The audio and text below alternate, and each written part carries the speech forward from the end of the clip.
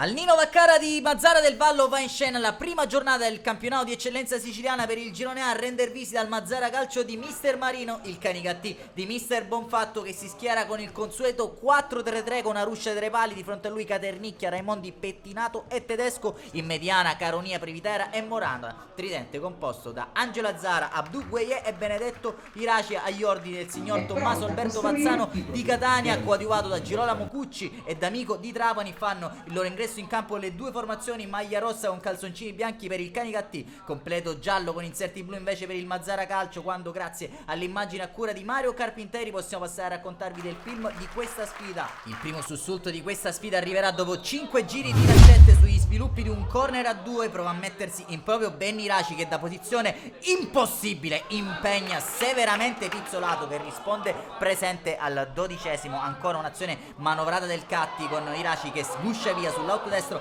palla dentro, ancora una volta radente e potente Pizzolato riesce a smanacciare in corner al 18esimo. Bella l'azione del capitano Racinaro con Tedesco che irrompe sull'out mancino, sterza, entra in area Tedesco, palla dentro, Pizzolato prima e poi la difesa mazzarese riesce ad alleggerire al 23esimo. La risposta però del Mazara Calcio in questa punizione di El Amraoui, che fa la barba al palo alla sinistra di Aruscia. Scorriamo con le nostre immagini alla mezz'ora di gioco, quando ancora una volta una punizione di Sami El Amraoui per poco non pesca la testa di Lombardo. L'ultima emozione nella prima frazione di gioco però porta ancora una volta la firma del Canicattì, che potrebbe usufruire di questa uscita sanguinosa. Palla al piede da parte del Mazara, palla di Caronia per Iraci, gonfierebbe anche la rete, ma gioco fermo per posizione di offside. Segue solo il duplice fischio del signor Tommaso Alberto Vazzano nella sezione di Catania. Squadre guadagnano gli spogliatoi sul parziale ad occhiali.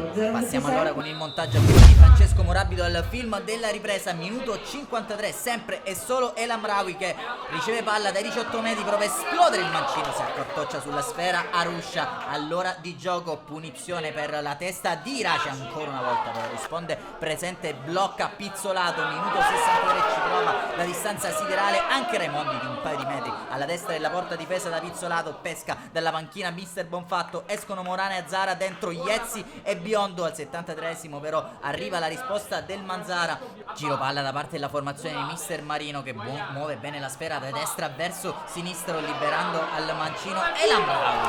Controlla con lo sguardo Aruscia il pallone, terminare a fondo campo. Minuto 76, dentro anche Malluzzo per Caronia. All'81esimo prova a fare tutto da solo Gueye, che si mette in proprio slalom gigante, irrompe in area senza chiedere permesso Gueye. Pizzolato riesce a metterci il guantone quanto basta per evitare la gioia del gol a Catti, gol che verrà strozzato in gola anche a Malluzzo. Il bolide terra aria trova una parata strepitosa da parte di Pizzolato, si resta sullo 0-0 al Nino Vaccara, dentro anche Tripoli, il luogo di Gueye. L'ultima occasione è di Marca Racinara con il cross da parte di Iraci, che impegna ancora una volta severamente Pizzolato, poi riesce ad alleggerire le domande locali. Termina così game over al Nino Vaccara, si dividono un punto per parte Mazara e Canicattì. Un saluto amici appassionati, appuntamento alla prossima.